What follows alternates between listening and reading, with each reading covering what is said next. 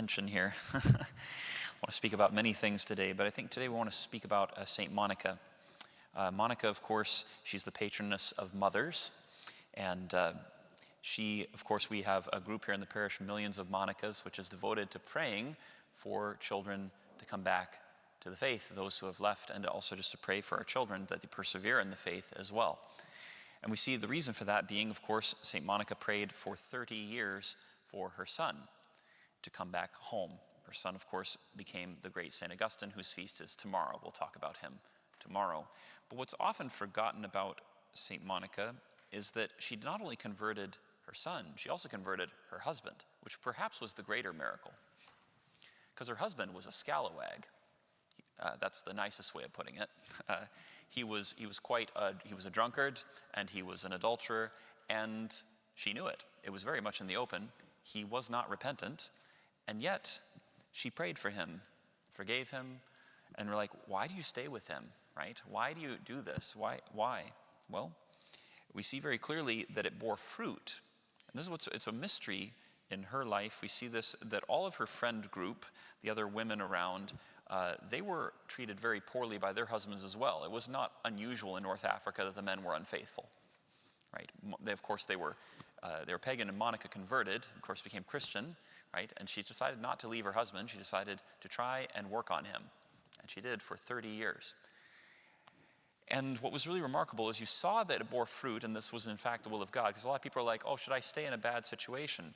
Only if it bears good fruit. And here was the good fruit. All of her other women friends who were mistreated by their husbands, they frequently had black eyes, broken arms, because their husbands beat them to death, right? Her husband never beat her, ever.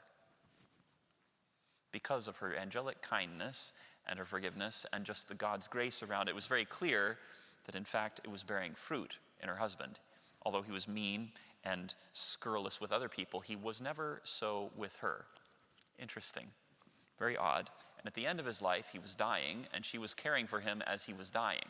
And he looked to her and he said, "Why didn't you leave me? I've been so bad to you." He's like, that's quite an admission. He's like, I have been so awful to you.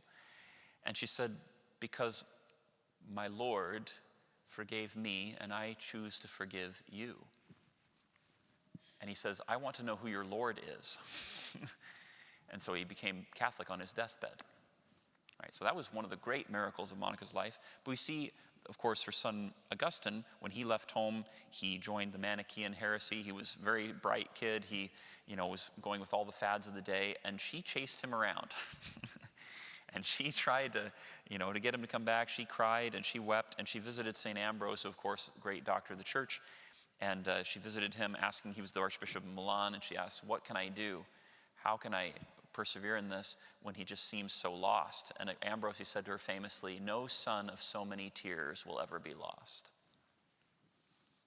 That's a great line from a bishop. And of course, Ambrose was important to this because Ambrose was the first person that Augustine ever heard who explained the scriptures in a way that was compelling.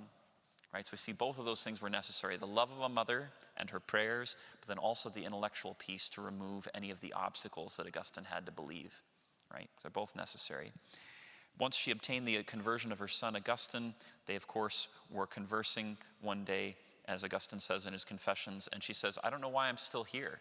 My whole life I have been praying for you to become a Catholic Christian, and now that it's happened, I don't know why I'm here. And 5 days later, she got sick, and then she died. She poured out her life in forgiveness of the offenses against her, and also knowing and believing that the only way to heaven is union with Christ. And so she wept for her son. She never stopped. She never gave up. She never gave up hope. She believed clearly that Christ can save anybody, even those who are the most lost. And so she's an example to us, and I know that many of you, and even in my own family, we pray for that. She's an example to us that we need to persevere. I've not begun to pray as much as she has. It hasn't been 30 years yet.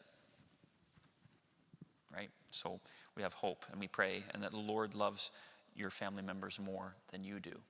So for those of you who've been grieving the distance of your family members who are lost and in darkness, do not despair. Do not lose hope. Continue to pour out your tears to the Lord, because tears, they make prayers much more fruitful. Those who sow in tears will reap rejoicing. St. Monica, pray for us.